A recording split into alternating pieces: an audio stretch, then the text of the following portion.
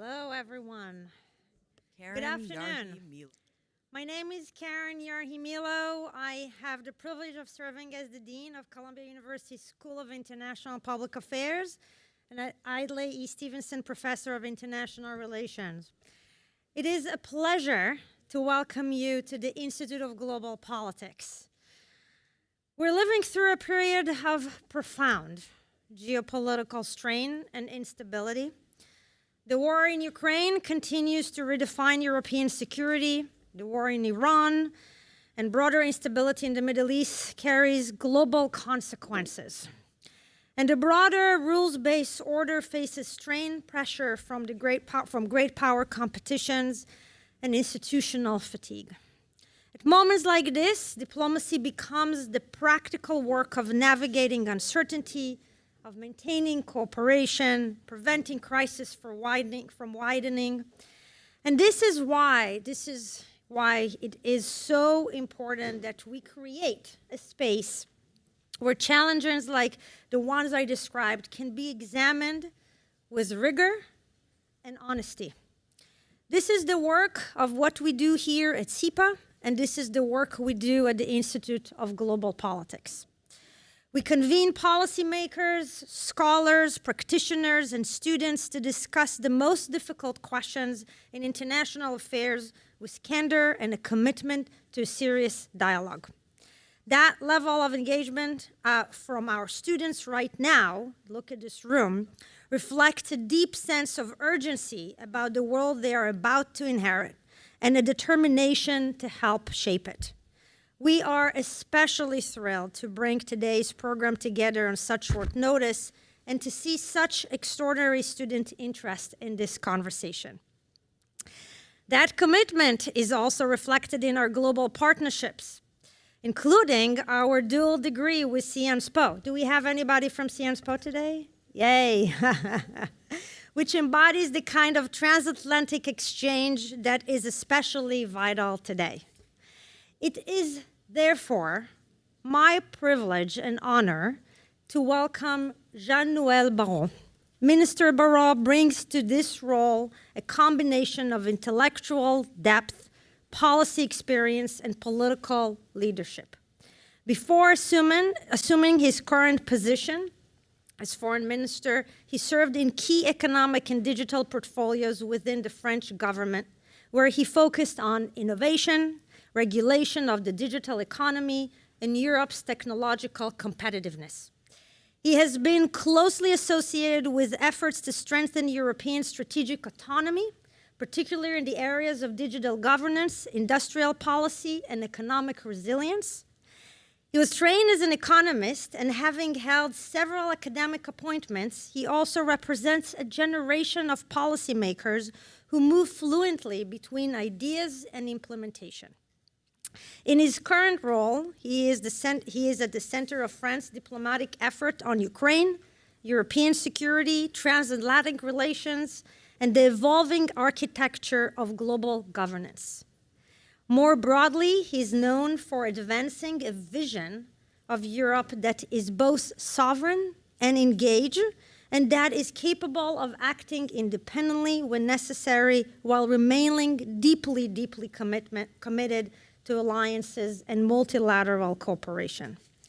That tension sometimes between strategic autonomy and transatlantic partnership is central to many of the choices facing Europe today, from increasing its defense budget to regulating AI and other emerging technologies.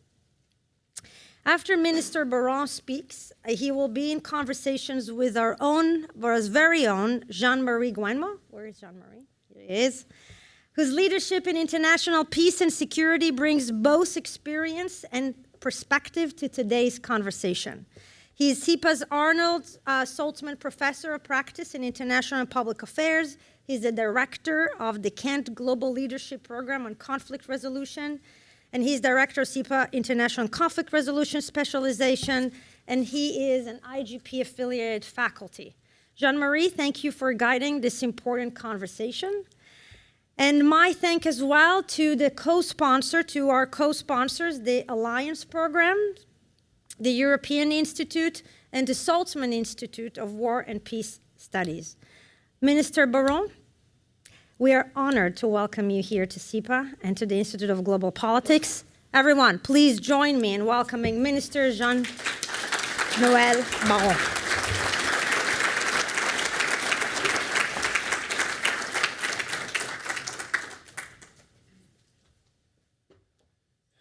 Thank you very much for this warm welcome.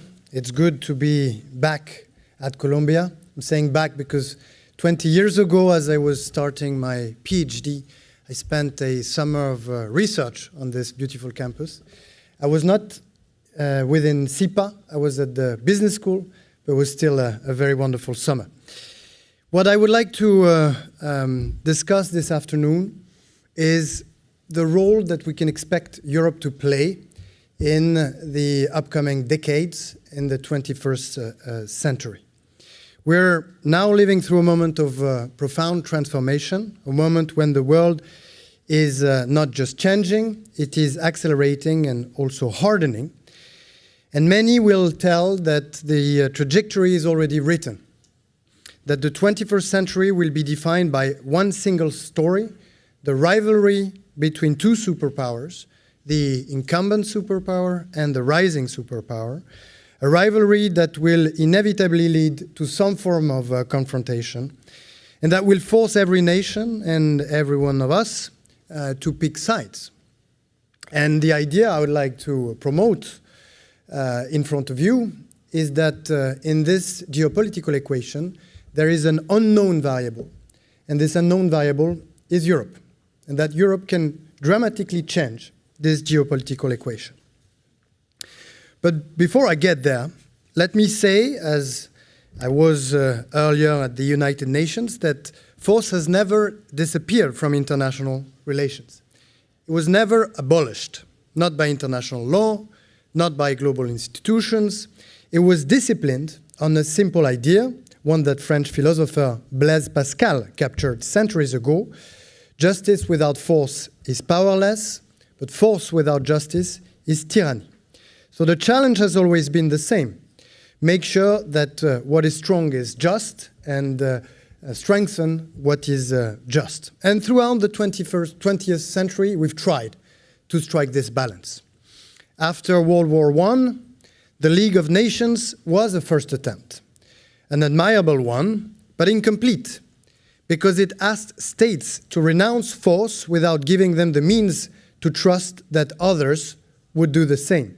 So the balance was not struck. After World War II, we learned from those failures. And the United Nations were born, the Bretton Woods institutions.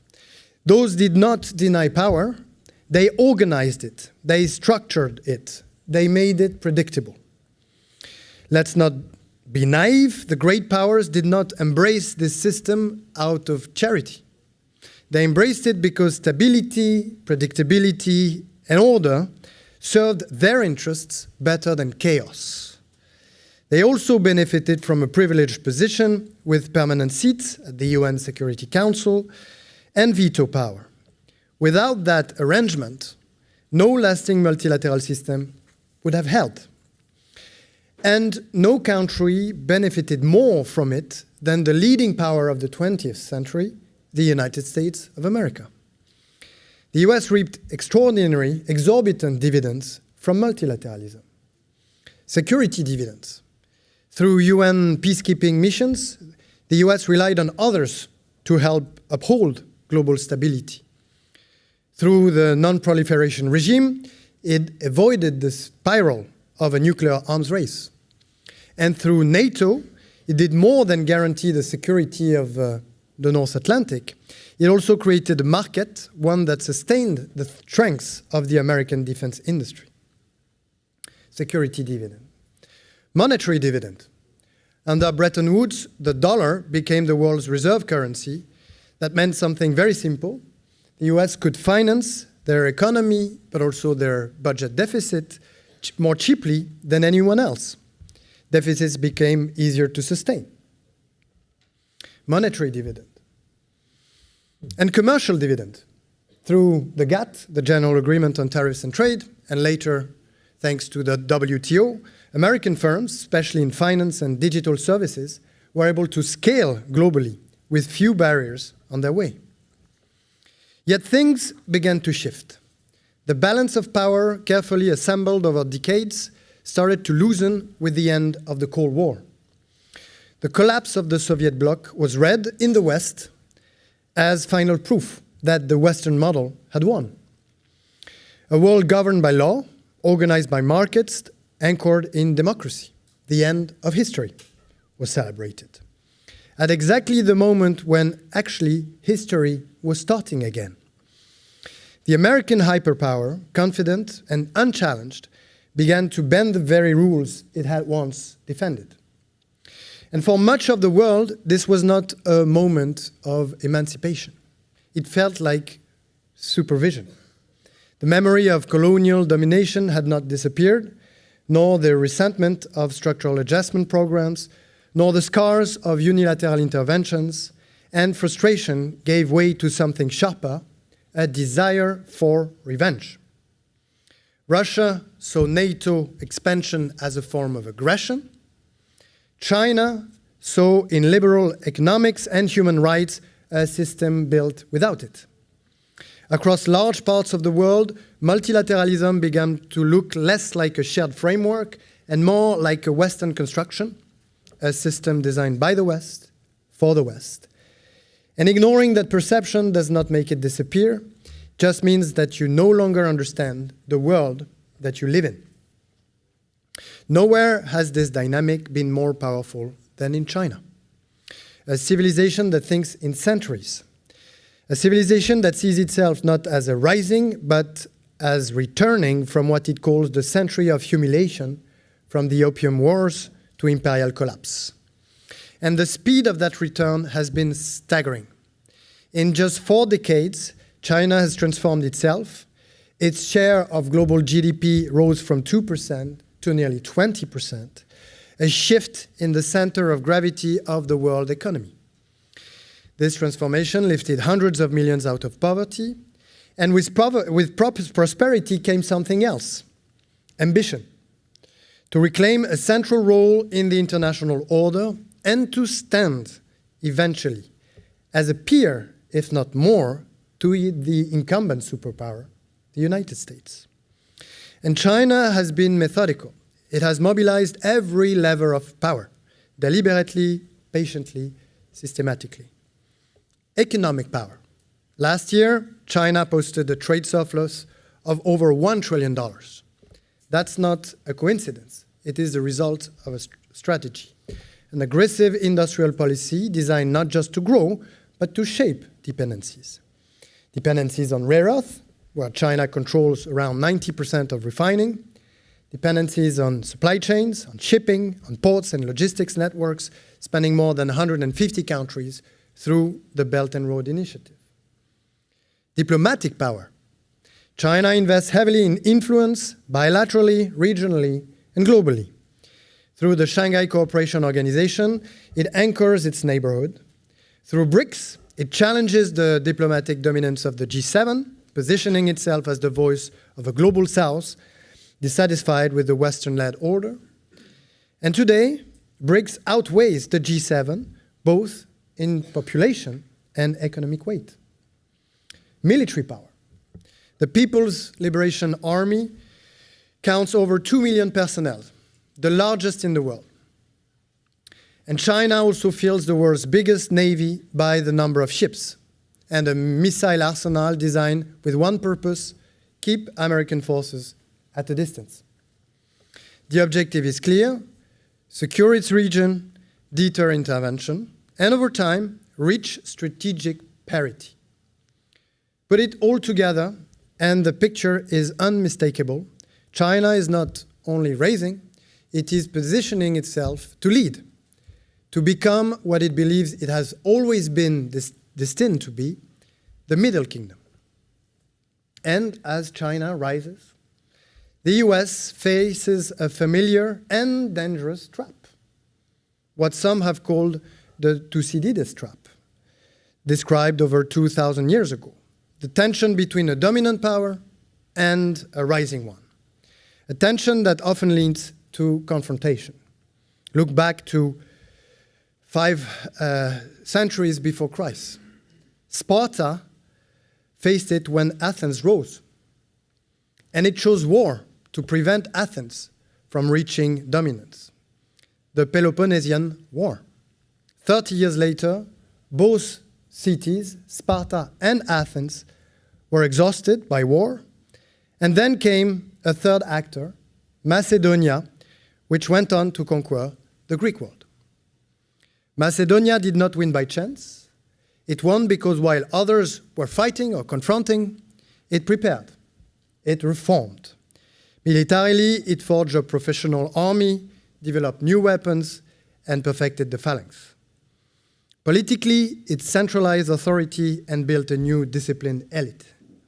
Financially, it created a stable currency and mobilized its resources for long-term ambitions.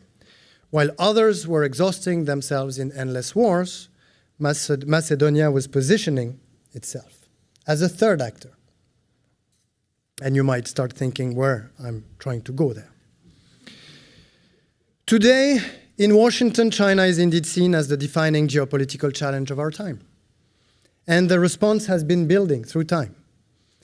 Tariffs targeting hundreds of billions of dollars of Chinese goods, the banning of TikTok, visa restrictions on Chinese students and researchers working in sensitive fields, the blacklisting of Chinese firms cut off from US infrastructure and public procurement, export controls on microprocessors, semiconductors, and advanced ships, a massive reinforcement of US military presence in the Pacific, an attempted rapprochement with Russia, seeking to pull Moscow away from Beijing in a reversal of Nixon's strategy, a military intervention in Latin America aimed at reshaping control over an oil-producing country central to China's supply, territorial claims over a European territory under NATO protection justified as a way to prevent Chinese access to the North Atlantic.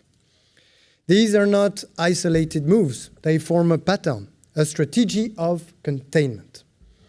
And so we find ourselves far from the spirit of 1945, far from the UN Charter. Instead, we're entering in a world of competing orders, China advancing its own vision of global governance, the United States proposing new structures, such as the Board of Peace. Where does this lead?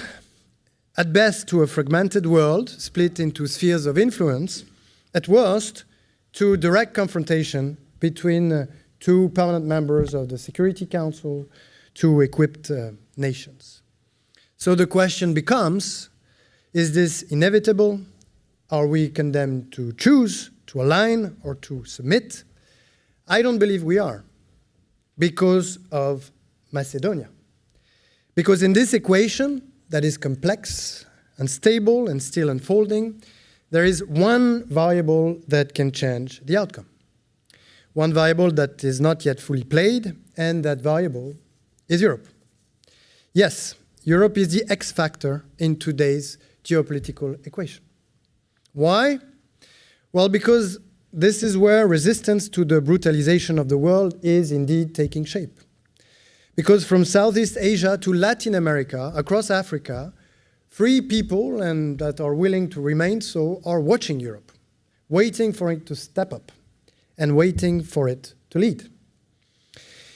In a world increasingly forced to choose between submission and confrontation, Europe is expected where it has always been strongest, in the ability to chart a third path, a demanding path anchored in national sovereignty and in respect for international law.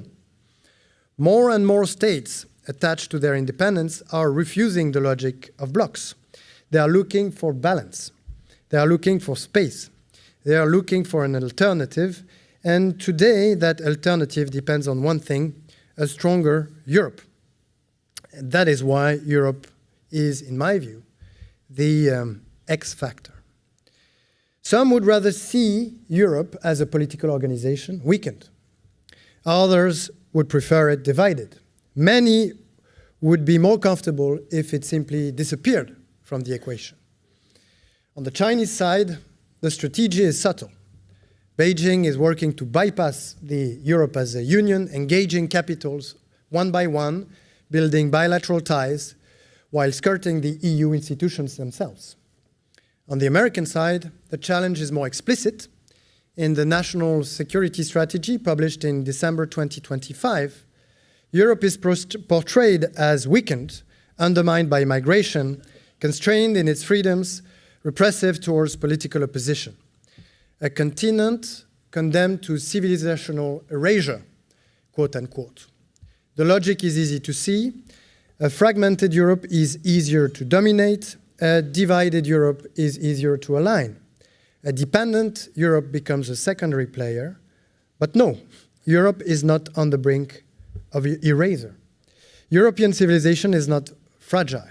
It is a civilization of the mind, forged over more than 2 millennia through conflict and reconciliation, through failure and renewal. A civilization that has known the worst and produced the best. Stefan Zweig called Europe a forge of ideas, and he was right.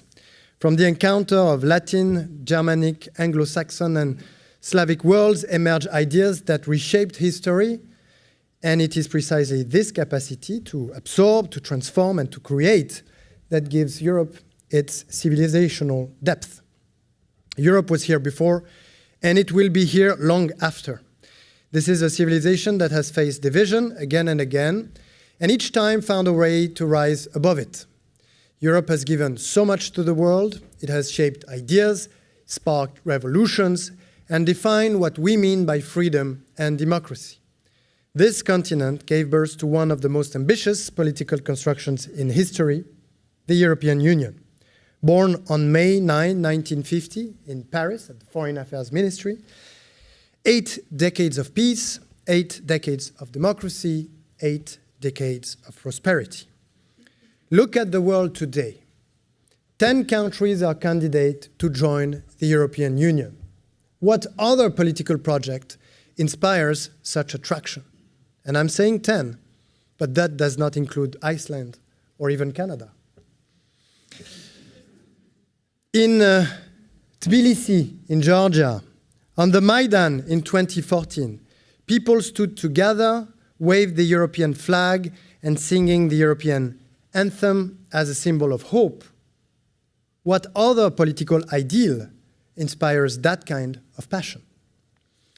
Look at the outcomes. People live more freely in Europe, they live longer and in better health. Life expectancy is higher, about 4 years longer than in the US or China. Infant mortality is lower, often half as low. Inequality is lower as well. This is a model worth defending. When great powers compete without restraint, bear in mind that they also weaken themselves, and they create space for others. This is the moment that we are going to live. And Europe is stepping up. It is stepping up into the space that is made available and seizing the opportunity. Since 2017 and the Sorbonne speech delivered by President Macron, calling for European strategic autonomy, we have moved on security, prosperity, and democracy, 3 values at the heart of Europe's priorities. On security, for years, speaking of European defense was a taboo. We were told it would weaken NATO. Today, that debate is behind us. European defense is becoming a reality, and this shift is visible in concrete terms.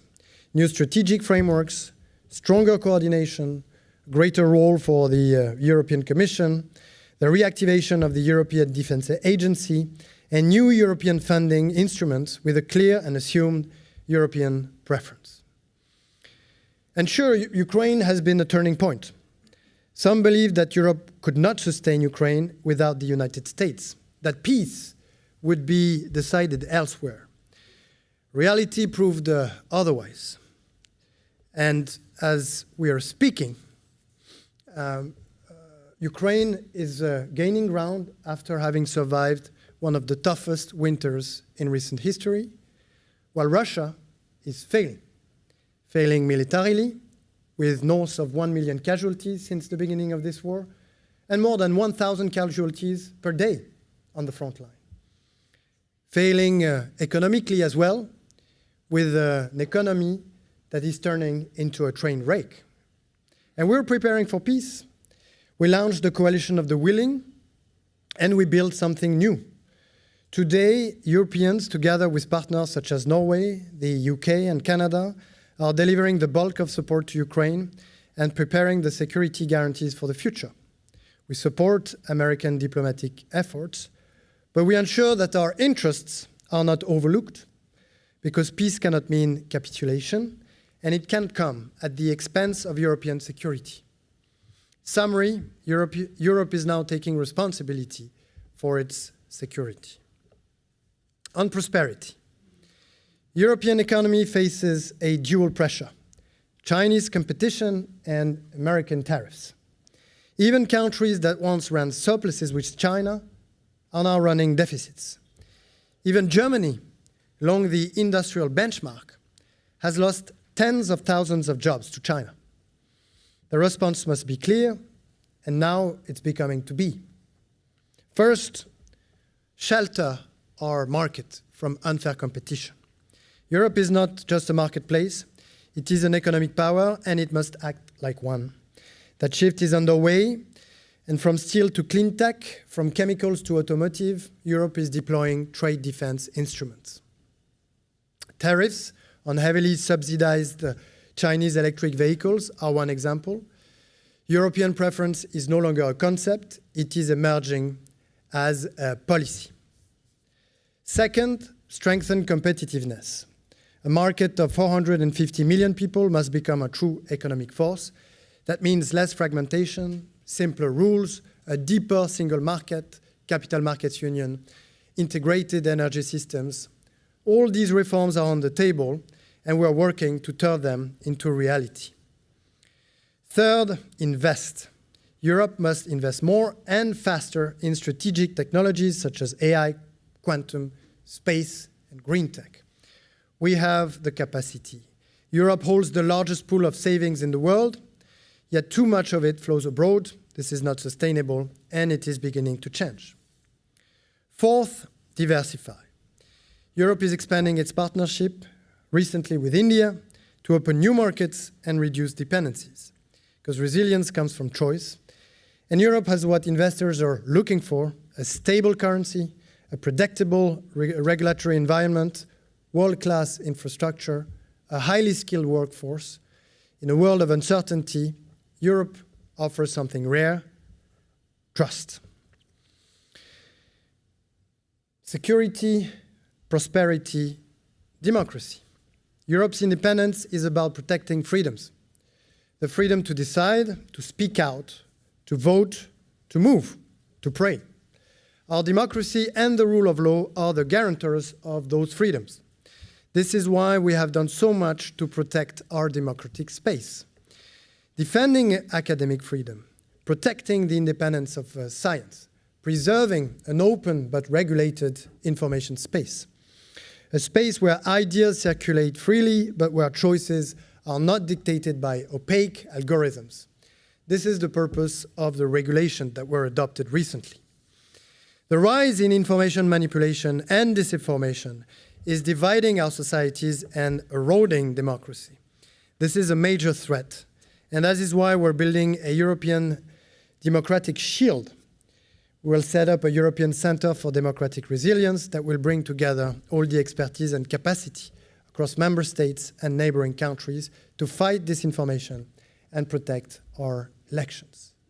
So just like Macedonia during the Peloponnesian War, Europe is building its muscles: security, prosperity, and democracy.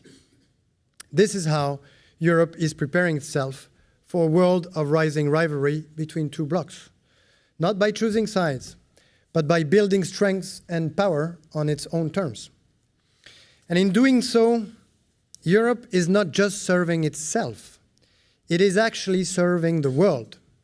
By keeping open, or let's say by opening and keeping open, not a straight, but a third path, a path that refuses both submission and confrontation, Europe is indeed serving the world. Because Europe is standing up for freedom and sovereignty wherever it is threatened, in an age of polarization, Europe can be a buffer, a stabilizing force for many countries that rely on it, a force that absorbs shocks and rises above them, a force that keeps the system from breaking apart. Europe is standing up for the vast majority of the people. So if you're asked today, what defines the global geopolitical landscape, one thing is certain: Europe is rising. So friends, watch Europe, watch it closely. If you're looking for power, look at Europe. If you're looking for stability, look at Europe. If you're looking for opportunity, look at Europe. Because Europe is growing into a superpower that is attractive, democratic, and predictable. A place where prosperity is shared and where the pursuit of happiness is a reality. So friends, watch Europe, watch it closely, because it will play a very significant role in the geopolitical equation of the decades, perhaps the century to come. Thank you for your attention.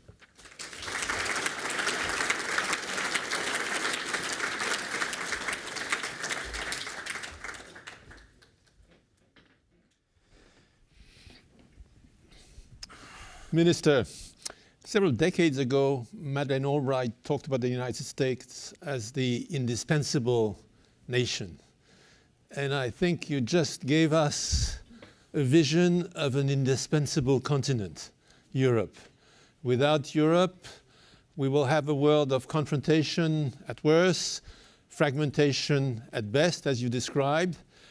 And I think many in this room would agree that indeed we don't want that future. And as you said, many countries want to embrace the European vision of a world governed by cooperation and multilateralism rather than the pure rule of force. At the same time, I have to be candid with you.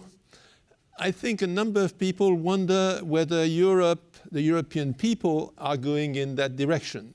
They see the rise of nationalism. They see institutions that are slow to make decisions. You talked about the acceleration of crisis. And so they see a tension between the slowness of institutions that usually leads to good decision, but those decisions are not necessarily at the pace needed by the present world. So you have been you're a very experienced practitioner of European institutions. I think any foreign minister, and you are the Minister of Europe and Foreign Affairs, spends a lot of time dealing with European colleagues. How do you think those institutions are going to evolve? How can you make them more attuned to the pace of a world in crisis? Well, thank you for this question. It is key.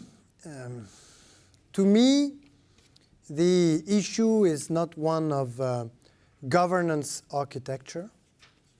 Others, superpowers, have been led in a collective manner. Think of Venice, that were run by the Doge, by a collective group of people, and were able to make enlightened decisions and to maintain their domination for decades and centuries. So the issue is not the governance structure. I'm not sure the issue is with the rule-making process. We feel it's too slow, it's often too slow, but it can also be super quick. Recall what happened during the COVID crisis, where in a few weeks only, the heads of states and governments of the European Union were able to agree on a historic common borrowing scheme that prevented European economy to collapse. And just a few days after Vladimir Putin launched its war of aggression against Ukraine, again, the heads of states and government were able in very quickly to adopt historic sanctions against Russia. So if it's not about the governance structure, if it's not about the rule-making process, what's the problem? Well, to me, the problem is the will and the courage. It is the ability of the European people to face reality and to make the right choices. Choices that call decisions that can sometimes be painful in order to preserve our model and to open this third path. And for that, you need to fight against inertia. Because Europe, including the EU, was not created by Robert Schuman and Konrad Adenauer to become a third path. It was created to diffuse tensions on the European continent by creating cooperation mechanisms across rivals, so that cooperations, or so that rivalry and war give way to competition and cooperation. And so now the question is whether and how much we want to move from this political organization that has guaranteed peace and prosperity to something stronger and more independent, which is what we have been calling for again and again, what President Macron has coined strategic autonomy, which is making progress in the European minds, but which is not entirely translated into decisions as we speak. But it's really only about willingness to act in the face of reality. So opening the eyes of Europeans on the challenges, on the fact that their independence is at stake, and that Europe has a unique and historical role to play in this world dominated by the rivalry of the two superpowers. You said that there are 10 candidates to the European Union, which is really an illustration of the, as you said, of the validity of the model. But at the same time, it is a kind of challenge, because at a time when people are so focused on identity, not having a clear sense of where Europe ends, that uncertainty, you can see it in campaigns against Europe. It is an issue. On euro notes, there is a very clever way of, you don't know really where Europe ends on a banknote, on a European banknote. But we see that issue coming even just recently, the discussion on Ukraine. France has made a clear proposal on Ukraine and how Ukraine could join the European Union, and we know all the challenges. Ukraine is a big agricultural power. It's also now a big in the defense industry power, but it does raise questions for the internal functioning of Europe. How do you see this management of a Europe that, in a way, will inevitably have kind of variable geometry and yet have a strong European identity? The people of Europe are feeling the pressure by the superpowers, and they are not happy about it. They feel that they are being deprived of their ability to decide for themselves, to build their own destiny, and to be free. They're not happy about this situation. And they're actually craving for more sovereignty. And a large number of them understand that some dimensions of their sovereignty can only be achieved at European scale. And that's why they're expecting their leaders of their countries, but also leaders of European institutions, to stand up and to cater to their request for more sovereignty. And this is why I agree with what you say. We have a common currency, at least some countries of the European Union. We need to fix and to make more credible certain of the attributes of sovereignty that are now perceived as being, half-baked by European citizens. And this includes the border. The border is felt by European citizens as being violated all the time, with products coming onto the single market illegally or not respecting the single market norms, illegal immigration coming into the European territory without being credibly filtered or controlled at the border. Fortunately, we've started to take actions to make sure that the border is actually a border. And in particular, beginning in summer 26, there will be a true digital border in Europe, which is a result of the Pact on Asylum and Migration that was adopted in 2024, with actual controls and actual filterings. But it's not only the circulation of people, it's also the circulation of goods that is raising a lot of anger at the people level. And so, yes, I think that in the moment that we are living through, again, currency is already treated. The border is something that needs to be consolidated. And then defense is another attribute of sovereignty where people in Europe are expecting tangible acts and results.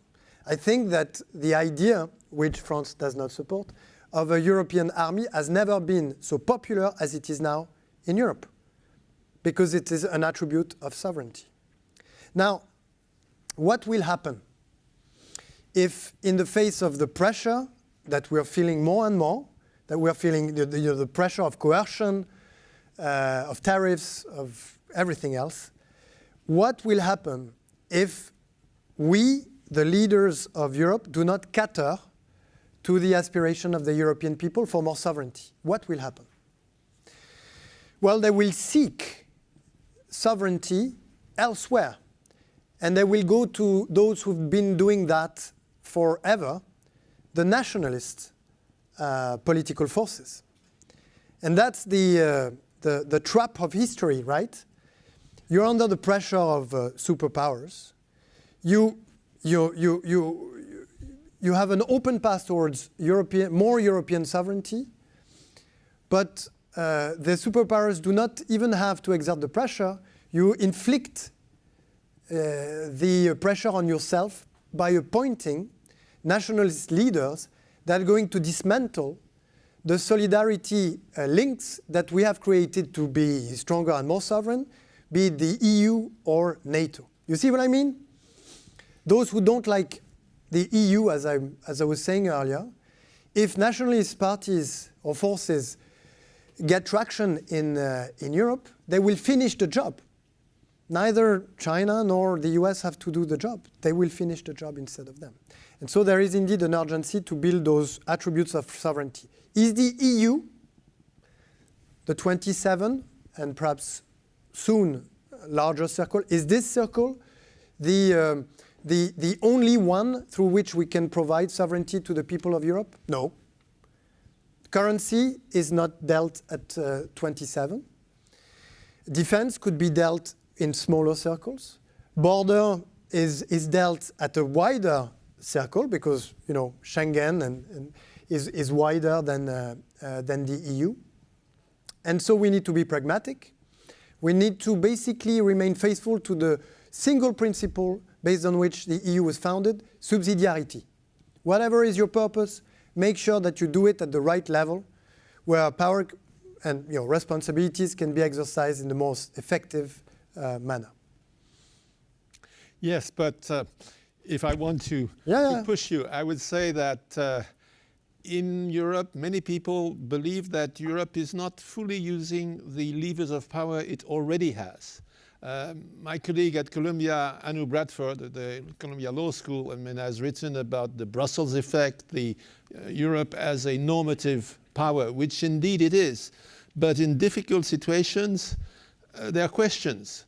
Let's see peace and security. There have been clear violations of basic, not norms, but really articles of the United Nations Charter. In a country that is close to the heart of all French people, Lebanon, we see the issue really now. And yet, there are declarations, significant declarations, but there's a sense that Europe, when it comes to international law and international humanitarian law, is not always using all the levers that it could use, and that damages its image. When I live in New York, I see the United Nations. It damages its image. That's one issue. And when we come to tech, we see how, yes, Europe the European Union has issued a number of strong regulations, but it hesitates to impose big fines on tech giants because it is afraid of the repercussions with the US tariffs. And so we see a Europe that is potentially powerful, but that is hesitating. Yes, that hesitates to speak freely because of two reasons, I think. One that is that it remains too dependent on others, and so when you're dependent for your day-to-day subsistence or for your security, then you think twice before you make strong statements about something that happens on the other side of the planet. And this is perhaps why France is sometimes seen as speaking a little bit more freely than other European countries, because we've made choice after Suez to be more independent on our energy supplies and on our security than other European countries. So what's the response to this first reason why we sometimes do not speak or act as we should in foreign policy matters? Well, it's to reduce our dependencies. Let's get rid of them in order to speak freely and to make our own geopolitical choices and decisions. What's the other reason? We had this discussion with our ambassador on the way here in Colombia. There is something about inertia and about courage. Again, the EU was founded thanks to the US, with the help and the support of the US, by countries that have relied significantly on the US to grow back after or on the ashes of the Second World War. And this has created in the sort of the administrative ethos of Europe a strong inertia. And it is hard to change those deeply rooted habits. People are asking themselves, if I really listen to the French and I'm going to take these reckless decisions, what's going to happen to me?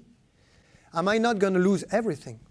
Am I not going to risk my comfort, my safety, my prosperity? So, without being arrogant, because I didn't make these choices, the ones that General de Gaulle made decades ago, but I inherit from those choices. And the very least I can do is explain those choices to my European friends and colleagues and tell them, get rid of your dependencies, you will speak freely and you will be respected for that and your impact will increase. And do not overestimate the cost associated with changing habits, with leaving inertia. Yes, it can be a little bit, it can hurt a little bit, but it can also bring a lot of good to you and to your people, and so you need to have the courage to take this kind of risk. But all of this will not solve our issues with international law and the international humanitarian law and their constant violations now. Europe has contributed to build this architecture. Europe should take its responsibility to safeguard it. But I think we have an organization, an institution that is now being paralyzed and that needs strong reform. This is something I've tried to do while I was in New York earlier today, in particular to push, sorry to advertise what we're currently doing, but to push one initiative that I think is very important to restore the effectiveness of the Security Council in terms of peace and security, which is to restrain the veto power of permanent members of Security Council in cases of mass atrocities. This is an idea that France and Mexico have carried together for 10 years that they got from the Syrian theater, where hundreds of thousands of people were being slaughtered and where the Security Council was blocked by Russian veto. And so we're trying to promote this idea, push it as far as possible, and hopefully bring it to the General Assembly in the months to come. I don't know if I have time for one last question about China. You started with China, the Thucydides traps. How should Europe handle China? I mean, President Macron, I think in Athens, said Europe has now 3 adversaries, President Putin, President Trump, Chairman Xi Jinping. That's a lot. The Europeans need to find some tactical accommodation with each of the 3. And since we don't have enough time to deal with all 3, I would ask you about China. Yeah. A lot of adversaries, but you know Asterix, we have a magic potion, so we're not afraid of anyone. The relation of France with China is deep, it's ancient, and it's very dense. And the way we approach China on some of the issues that raise concerns in France and Europe is based on 3 Ds. The first D is de-risk, meaning reduce our dependencies with respect to China. Rare earth is one of them. There are other dependencies that require from ourselves to either be able to produce on European soil or diversify our partnerships. Otherwise, a relationship is unbalanced when you're too dependent on your partner. Second, dialogue. And tell China that one way or another, if the tsunami of Chinese industrial products keeps destroying European industry, someone will stand up and apply Trump-like tariffs on China. So unless we are able to restore some kind of balance, and this you do through dialogue, then at some point the confrontation, the trade war, whatever you want to call it, is inevitable. If it's not the pro-European forces that apply this kind of remedies, it will be populist or nationalist powers that will do it. They will just close the borders because it will not be sustainable. That's the second D, dialogue. And the third D is deter. Both China and the US, and this is also one thing I keep mentioning to my European friends and colleagues, have a vital need to access the European market. European market is the largest, especially if you think about the great Europe, beyond the European Union, it is the largest of the world. It is very difficult for for China to sustain its model without being able to address the European market. And on the other side, bear in mind that a quarter of the revenues of American big tech and probably half of their profits are done in Europe. If you cut off Europe from the profit and loss account of American big tech, it's a big cut. And same with spending. Europeans invest 3 trillion more than Americans invest in the US than Americans invest in Europe. So America has a vital need of European savings. And we have now very powerful instruments that have never been really used so far for fear of confrontation with with China or with the US. But we have a very attractive market, a vital market for both superpowers, and we have instruments that allow us to cut them off this market should they affect, of course, vital interests for Europe.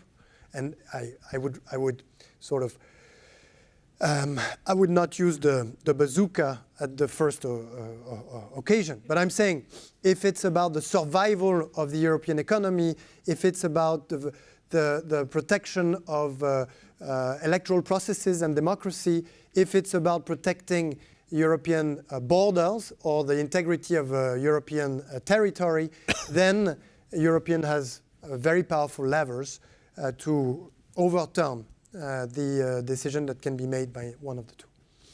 Well, thank you very much. I see that in the audience, I'm sure there are going to be many questions. So I will give priority to the students. I'll take 2 or 3 questions at a time. Please identify yourself. So I see the gentleman on the left. Maybe there's a microphone coming. Bonjour, Monsieur le Ministre. Je m'appelle Alexandre Serra. My question has to do with European defense and its leadership. So, if France always doubted the reliability of the United States and provided extended deterrence or leading Europe's defense, on what basis should all the European countries place greater trust in France to fulfill that role? In other words, if the United States is today deemed unreliable, what actually makes France any more trustworthy as Europe's main security guarantor? Okay, maybe a couple more questions. Yes? Thank you. Microphone. Can I ask in French? Okay. Bonjour Monsieur le Ministre. Vous parlez beaucoup de l'Europe comme variable à haut potentiel dans l'équation géopolitique et le jeu des puissances. Yeah. Et de l'importance de miser. Oh, in the English? minister will understand French, but maybe not Oh, the whole sorry, audience. because I prepared in French, so I was more prepared to say it in French. But let me know if I need to say it in English. Je voulais vous demander, parce que... Sorry, okay. You speak a lot about how Europe is to be a superpower tomorrow, and that it's important to face the threats that the United States or China or Russia can represent. I was wondering if this idea of a Europe that is able to weigh and may be capable of resolving the crisis of multilateralism is somehow based on the idea of like an equilibrium piece, paix d'équilibre, like hérité du Congrès de Vienne. And that if it's possible to sustain that idea despite the failures of the Security Council during the 21st century. Thank you. Okay, and a third question, and then we... Oh. Hi, bonjour, Monsieur le Ministre. Thank you for joining us today. I was wondering, so regarding the tech policy, most of the developers you talk to are in fact themselves overwhelmed by the pace of AI. And so they make a strong argument that they think that the policy will not be able to catch up to the pace of AI development. So I was wondering what you would answer to them. In Europe, you mean? Yeah, from a European policy standpoint. Yeah. Okay. So first on nuclear deterrence, in no way is the recent announcement by President Macron to strengthen our deterrence posture and to materialize the European dimension of our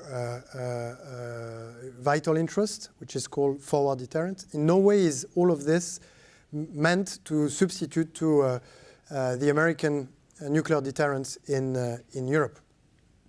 But that being said, your question was broader than that, and I think, you know, is an important one. What's the right response to the sort of unpredictability of unpredictability of U.S. strategy and also U.S.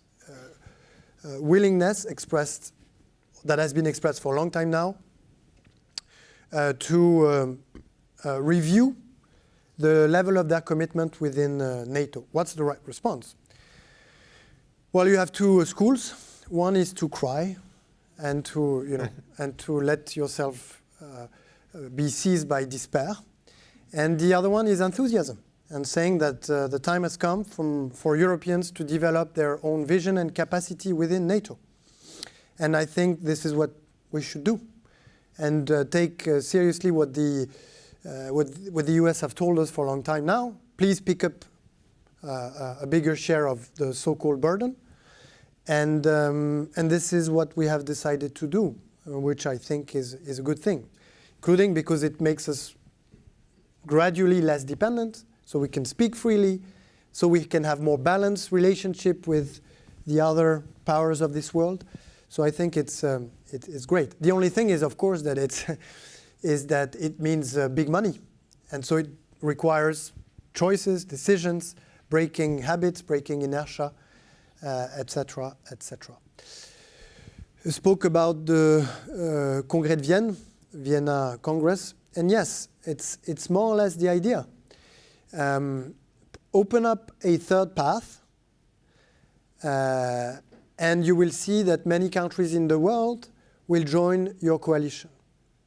In other terms, virtually all countries in the world are hoping for something else than a sort of global scale rivalry with the obligation to pick sides. And they are right to fear this from happening, because the race to the domination will take technological, military, commercial forms, but it will also take the form of a race to the alliance. Who's my friend? Who can I rely on? As you know, the more friends and allies I have, the fewer he has, or the fewer the rival will have. And when you capture Maduro, and then when you kill Khamenei, after Bashar al-Assad has fallen, you're also, in some sense, trying to weaken your rival by removing some of its own allies and so on and so forth. And so virtually all countries of the world would like to have a safe place, a safe path where they don't have to pick sides. But no one can, no other bloc than Europe can actually open such a path. Not that we are brighter, we're not, but we're just a more advanced coalition of countries where, because of history, we're wealthier than the other blocs. And we have this long history of war and suffering and so on and so forth that led us to be first contributors to the foundation of the UN and international law. And so we have a lot to offer in terms of international architecture. Right now, speak to leading nations in Asia or Africa or Latin America. They want us to stand up, but they don't see us right now as an alternative. Because they also have doubts as to whether we're going to be able to break inertia, to change our habits, and to turn ourselves into a democratic superpower that is predictable and respectful of international law, sovereignty, and so on and so forth.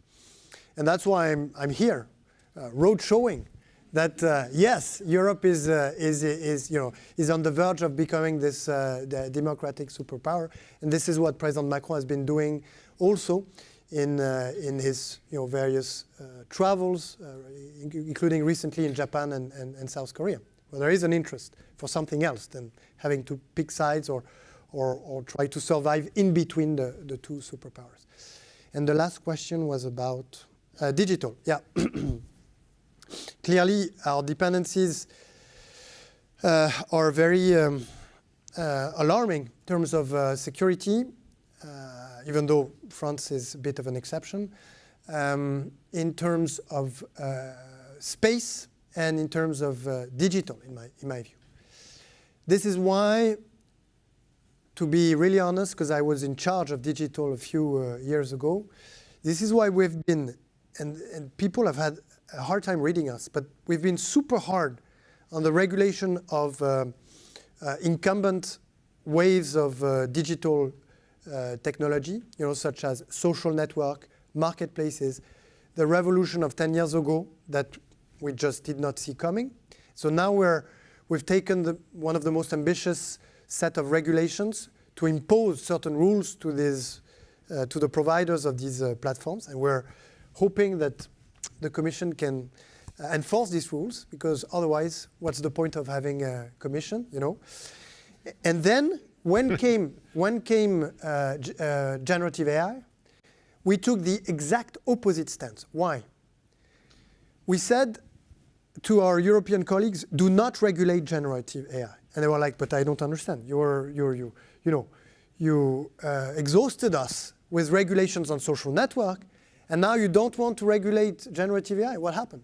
We said, as long as we have a chance to forge our own generative AI, then we had better give as much possible space to innovation than regulating it upfront. Because the one that forges the technology always has more power on the technology, the way it is used, than the one that regulates it. And I think we perhaps saved the ability of Europe to have not the leading, not the top 1 or 2 player in generative AI, but I think we do have now, with Mistral AI and its ecosystem, we have a generative AI technology that would be sufficient should we face massive restrictions from access to AI technologies coming from abroad. I'm not saying we would have the top of the pop technology, but we would have enough.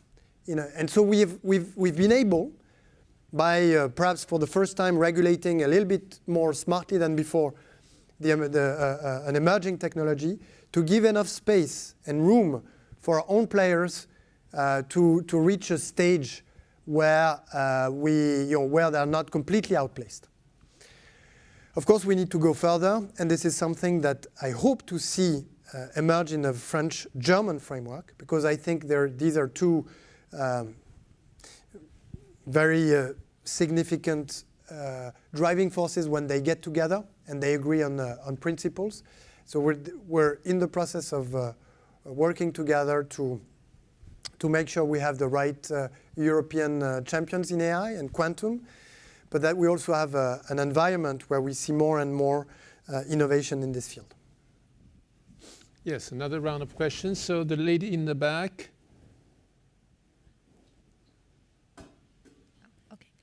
Thank you so much, Minister, for your question. So my question is, like, in your talk, you mentioned a lot of things about savings and foreign aid. So my question is, like, you mentioned a lot of savings are going abroad and overseas, and it's not sustainable, and it's beginning to change. But how does that change translate into your FDI, the foreign development assistance? And also, how do you strike the balance between international development, the expectations, and the last outgoing savings and aid? Thank you so much. Okay. Yes. Gentlemen.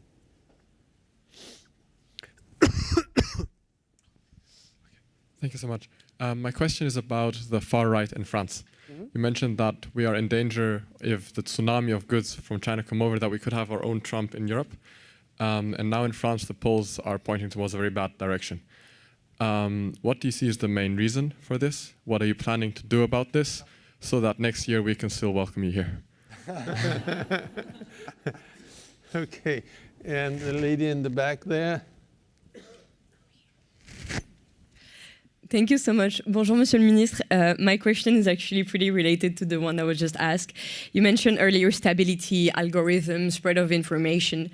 So how do you see the evolution of terrorist threat in Europe over the next decade, particularly with inclusive flood of population and digital radicalization, And to what extent do you think that this might undermine Europe at the international stage? Good point. So on the first one, the only thing I was saying is that a lot of our savings are going abroad, and we have an issue with our capital markets. Capital markets are necessary for an economy to grow strong. And again, going back to Macedonia, Philip II, what he did is basically forge a currency, spread the currency around him, and so suddenly he had a financial system, basically. And we do not have a financial system that is robust enough and markets that are liquid enough to support the growth of our economy. And it's also a vicious cycle, because when your market is not liquid enough, then your own savings tend to go elsewhere to find liquidity and yield and returns and so on and so forth. So So there is a lot to be done to build those capital markets. Then in terms of foreign aid, I don't think it's a directly connected point, but I just want to recall that by far the EU is the largest development aid provider around the world. Sometimes we tend to forget this.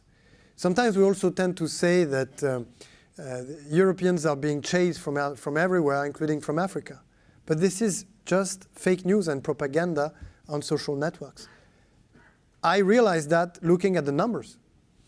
And when you look at foreign direct investments in Africa, when you look at trade, like trade relationships, when you look at the number of students from Africa that are going to European Union or US, China, Russia, you see that Europeans' contribution to the development of the African continent is not 10, not 20, not 50 times larger. It's like 200 times larger. Anyway, so these I see as two separate questions, but two important ones. The far right. So I have I actually have another version of this speech where I say, the unknown variable of the geopolitical equation is Europe, and I say the unknown variable within the unknown variable is France. Indeed, depending on what choices will be made by the French people next year, a lot will be determined in Europe. Just like I would say exactly the same thing if Germany was facing this kind of elections. So why is the far right so high? Well, to me, for exactly the same reason as President Trump won the election here. Because people feel that they're losing grip on their life and on their destiny. And that the responsibility are diffused, that that people take decisions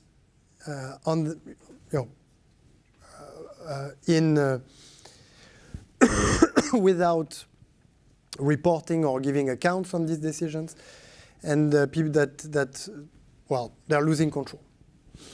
And I think what President Trump has promised, that I think was very powerful, is to take back control over what he framed as, the elite that in Washington, D.C. or in Ivy League universities were exerting power instead of the American people. Is the American people more powerful than it was before the elections? Not necessarily, but there is this feeling, because power was centralized more than it was before, that the feeling that you live through a proxy, some kind of reappropriation of power and your own life. And you feel that some things are changing. You're not the one really deciding, but you're having this feeling through the proxy that you have elected. And so far right in Europe is rising, in my view, for this exact reason. The fact that people feel dispossessed and they feel that the state is powerless. And to me, the only way to to cater to this need or to this feeling is to address it, not to turn a blind eye on it. But rather than to offer centralized solutions where power is going to be concentrated in the hands of a few, rather to offer the opposite, a massive redistribution of power to the people and to the society as a whole. And if you're able to put forward something like that in a credible way, then people might be interested, because they will understand that you are catering to their feeling and their expectations, and that you're proposing a way out of what they feel is a treason of the elite with respect to the promise that that people can write their own history. And then on terrorism, the threat is still there, and Europe has countries across Europe and France have taken measures to contain this risk. It is true that we're seeing phenomena of radicalization and sort of triggers coming from exposition to social networks. And so the answer to the very strong polarization that we're seeing of European societies, and that is, in my view, inconsistent with well-functioning democracy, is first to forbid or to restrain exposure of youngsters to social networks, and then to really impose very strong rules on social networks. Because what we've done is we've basically allowed our public space to be moved onto platforms which rules are determined by Chinese or American billionaires that have no interest whatsoever in designing democratic public space. So one way or another, this is going to weaken democracy. Democracy works because people have the same, one man, one vote rule, but it also works, and this is a necessary condition, when citizens are enlightened, when they understand the choices that are that they have to make. So unless we take back control of our public space, then there will be democratic backsliding, inevitably, including in Europe. Yes, the gentleman. Thank you. Bonjour, Monsieur le Ministre. So to go back to the first questions about speed and inertia. So when you look at the US, they won't hesitate to use tariffs, coercive military force, energy, a lot of different things. Don't you think there's an issue with Europe being more on the offense and also coordinating all these tools?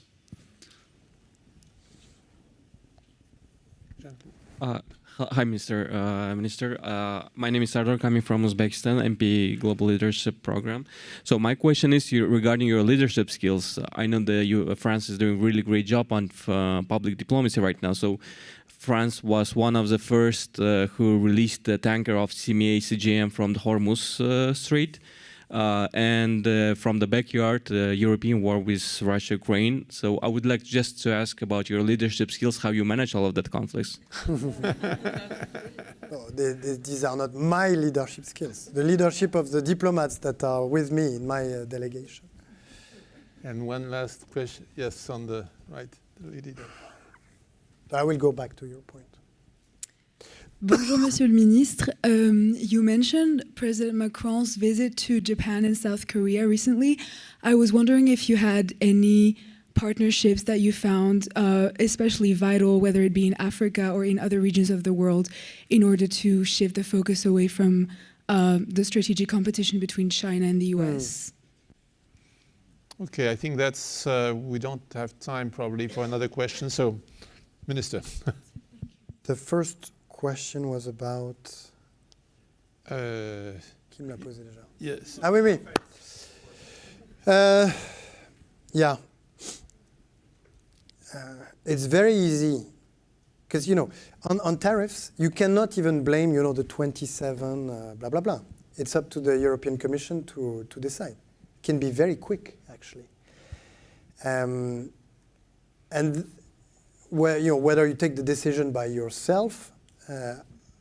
You take a tariff decision, or you take a defensive decision.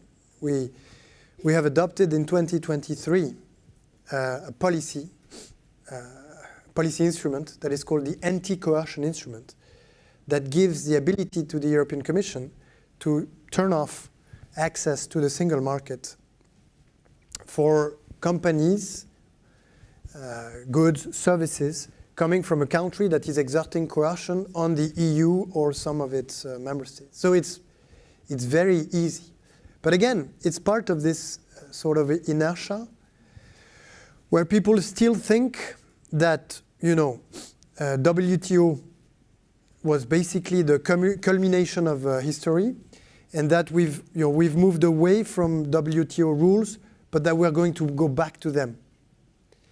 And there's difficulty to project yourself in a world where you don't go back to WTO for a long, long time.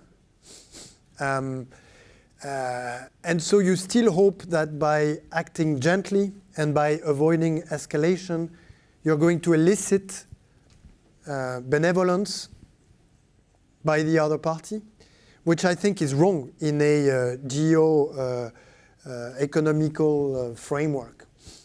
I think you need to establish deterrence, and to establish deterrence at some point you need to show that the deterrence works, right? So that you don't have to do it ever again, and no one will come and bite you, because they know that long time ago someone came and they bit Europe, and Europe responded, and it was bloody. So it should be done now to avoid having to restore deterrence during an escalation, which is extremely costly.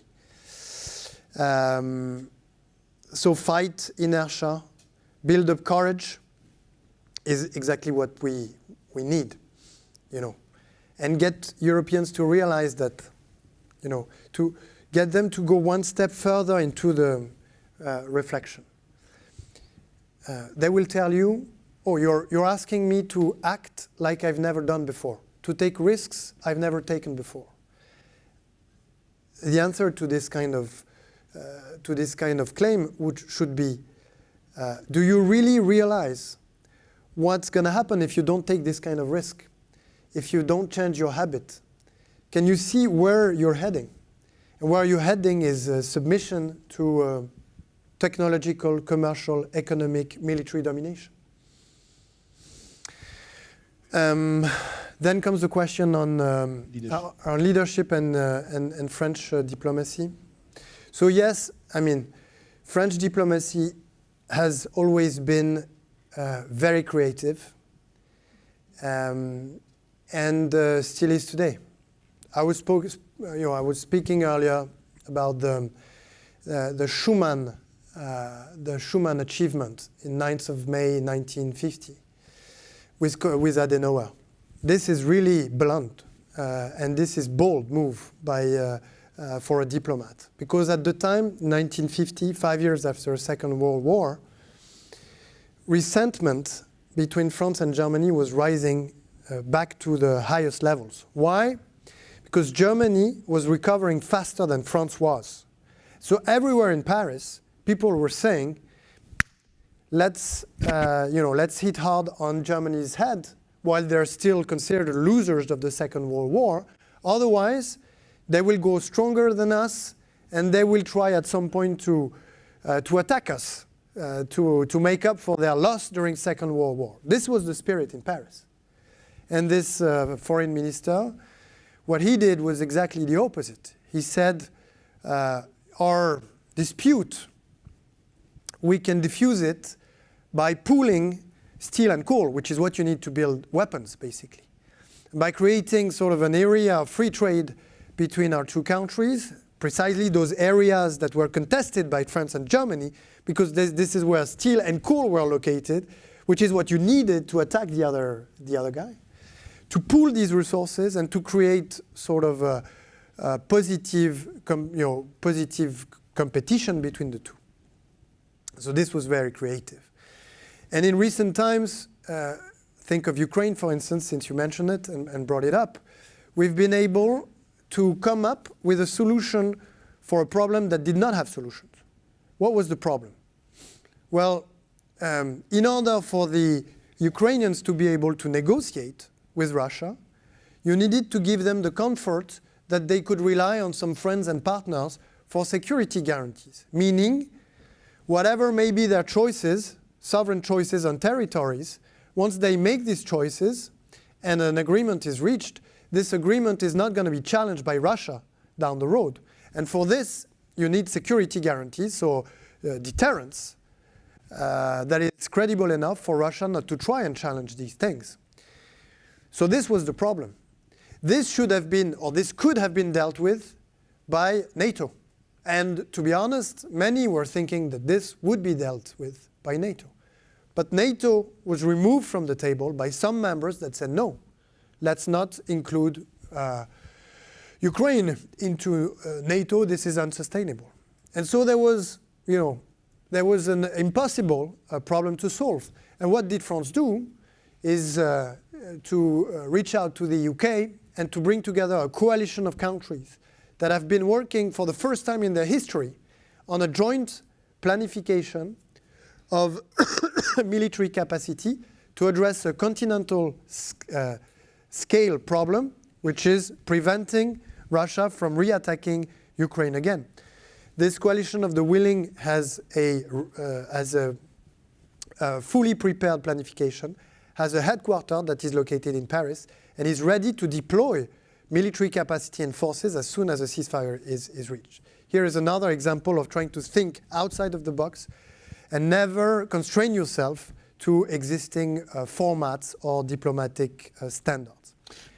And finally, on the partnerships, is what you say, I just want to advertise that on May 11th and 12th, we will co-host with Kenya a major summit, the Africa Forward Summit, because we feel that the most natural partner for France and Europe is Africa, and that in many fields of cooperation, there are huge prospects between this old continent that has so much expertise and wealth, and this rising continent that will be soon the most populated continent on Earth, that has endless creativity, resources, but also drive. I think that putting those two together can make for a great endeavor. Well, Minister, you've seen from the question there could have been many more. How fascinating your presentation was, and how happy the audience was that you came to Colombia and CIPA. And so thank you very much on behalf of all of us. Thank you.